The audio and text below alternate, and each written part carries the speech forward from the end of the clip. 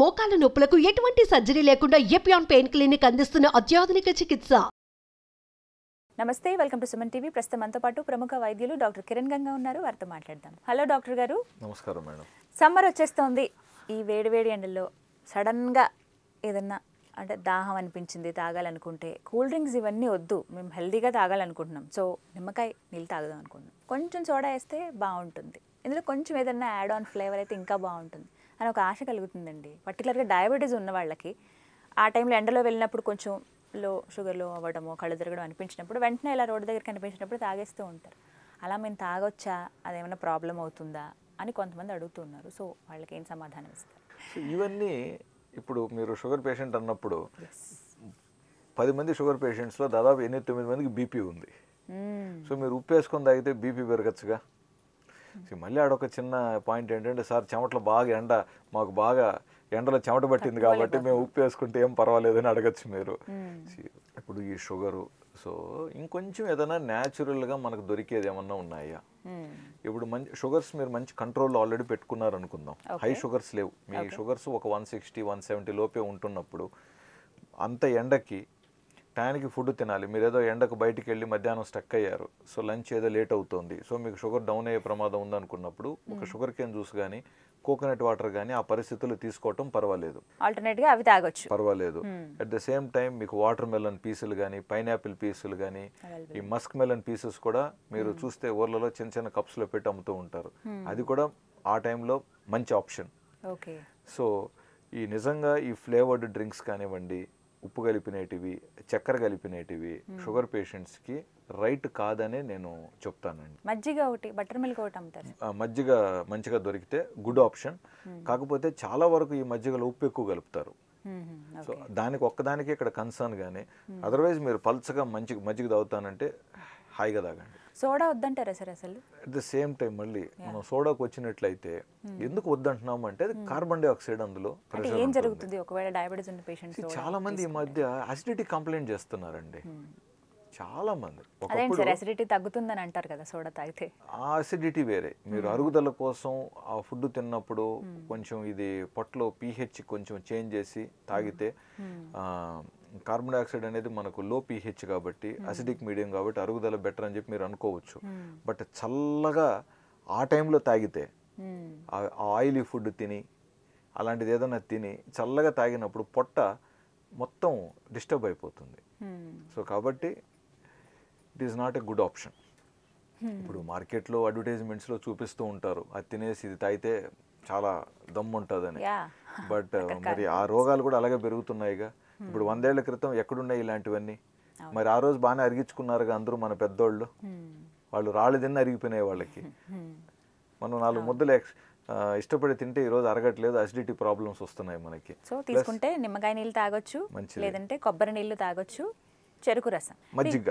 సరే ఈ చెరుకు రసం కూడా చాలా మంది అంత కరెక్ట్ కాదు, ఎక్కువ తీసుకోవద్దు, కొంతమందికి అలర్జిక్ ఉంటుందని అంటారు. మీకు చెరుకు రసం పడినప్పుడు అది పడదు ఇంకెలాగో. లేదు షుగర్స్ మనకు 250-300 ఉంటున్నాయి అనుకుందాం, మీరు చెరుకు రసం తాగితే అది 400కు పోతుంది. మరి ఎలా సార్? కాబట్టి అందుకే అంటున్నాం, first of all me sugars కంట్రోల్లో ఉండాలి. మీరు ఏదైనా షుగర్స్ మీవి కంట్రోల్లో ఉండాలి. రెండోది ఏంటంటే, కంట్రోల్లో ఉన్నప్పుడు ఇవి తిన్నప్పుడు ఒక 30-40-50 వరకు పాయింట్స్ పెరుగుతాయి, అంతవరకు పర్వాలేదు. బట్ ఎక్కువ పెరుగుతుంటే మళ్ళీ మనకు పడవు అవి. ఇప్పుడు నేను సాయంత్రం లాస్ట్ పేషెంట్ ఆల్మోస్ట్ బయటకు వస్తుండగా ఎవరో ఫీవర్తో వచ్చారు. జనరల్గా నేను షుగర్ పేషెంట్స్ని ఎక్కువ చూస్తాను, ఫీవర్ వెరీ రేర్, ఇంకా తప్పనిసరి పరిస్థితుల్లో వేరే అవకాశం లేదంటే అలా వచ్చిన మనిషిని వెనక్కి పంపించకూడదు కాబట్టి జ్వరం వైద్యం చేయాలనేది చేస్తాం. అతను ఒక టీచర్, ఇంగ్లీష్ టీచర్.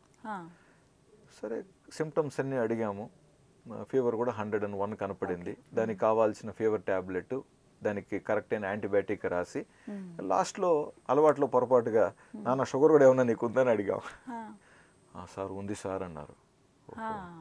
మాత్రలు ఏం వాడుతున్నావు అంటే ఒక మాత్ర పేరు చెప్పి 3 పూట్ల వాడుతున్నాను అన్నాడు.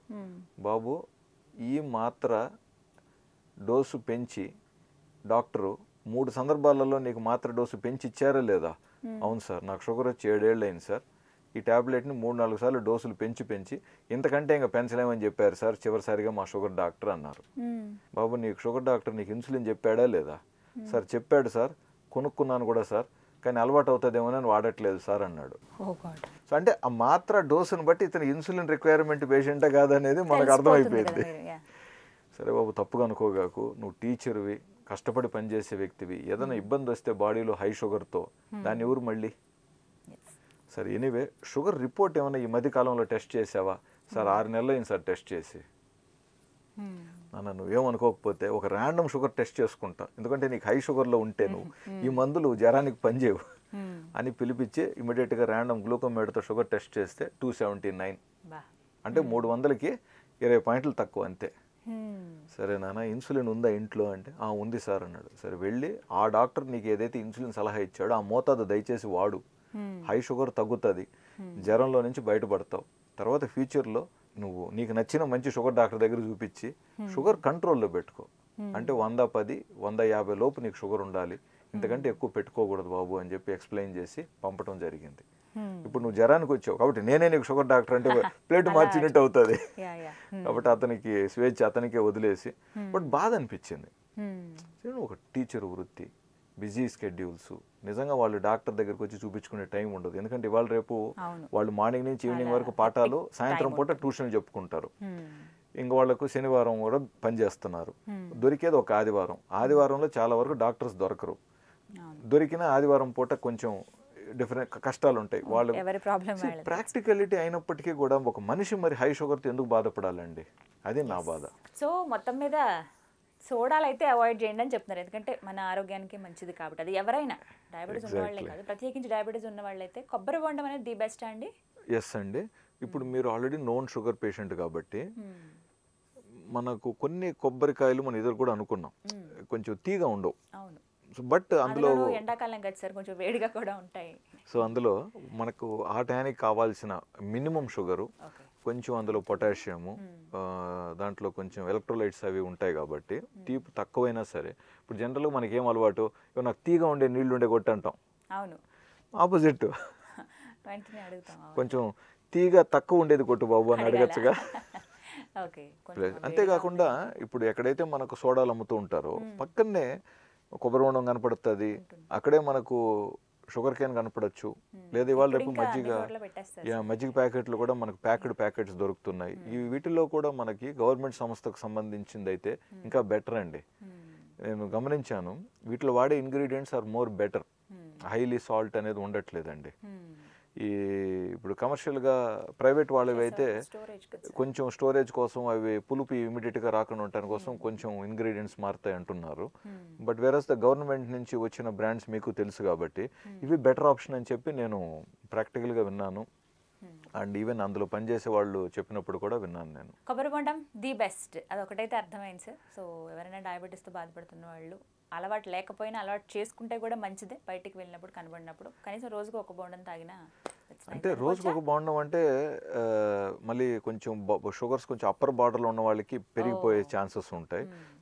చాలా కంఫర్ట్గా ఉంది. మీ HbA1c 6.5, 6.7 ఉన్నప్పుడైతే కొబ్బరి బొండాలు వారంలో 2-3 సార్లు తీసుకున్నా పర్వాలేదు. బట్ HbA1c 7.5, 8 ఉన్న వాళ్ళు అయితే మళ్ళీ అది ఆలోచించుకొని ఆ షుగర్స్ కూడా తగ్గించుకొని మెడిసిన్స్ దాని తగినట్టుగా అడ్జస్ట్ చేసుకోవాల్సి ఉంటుంది. ఇక్కడ డీహైడ్రేషన్ ఎండాకాలంలో అవ్వకూడదు, మీకు ఎండ దెబ్బ తగలకూడదు, వడదెబ్బ తగలకూడదు, ఇలాంటి పరిస్థితులు ఉంటాయి కాబట్టి వీటికి మనం పర్మిషన్ ఇస్తున్నాం. ఎందుకంటే ఇప్పుడు మనకు విలేజెస్లో, రూరల్ ఏరియాస్లో పని చూసుకొని బస్సు కోసం వెయిట్ చేస్తూ ఉంటారు. ఆ బస్సు కొంచెం లేట్ అయింది అనుకోండి, వీళ్ళకు కొంచెం ఇబ్బంది పడతారండి. అందుకోసమే ఇవన్నీ మీరు తీసుకోవచ్చు అని చెప్తున్నాం మనం. ఇప్పుడు సాఫ్ట్ డ్రింక్ అనేది ఎలాగో మంచిది కాదు, షుగర్స్ ప్లస్ అవి దాహం కూడా పూర్తిగా తీర్చదు, ఇంకొంచెం తాగాలనిపిస్తుంది. ప్లస్ అవి కూడా ఈరోజు ఖరీదు పెరిగినాయి కాబట్టి న్యాచురల్ ఇవి బెటర్ అనేది మనకు ఒక సలహా అండి. అది కూడా తెలుసుకోవాలి. సో మొత్తం మీద తాగొచ్చు డ్రింక్స్, బట్ లిమిట్ అనేది ఉండాలి. ఆప్షన్ ఉన్నప్పుడు సోడాలు వీటికి వెళ్ళాల్సిన అవసరం లేదు. కొబ్బరి బొండం ఉన్నప్పుడు కొబ్బరి బొండం తీసుకుంటే బెటర్ అంటారు. రైట్ డాక్టర్ గారు, థ్యాంక్ యూ అండి, నమస్తే.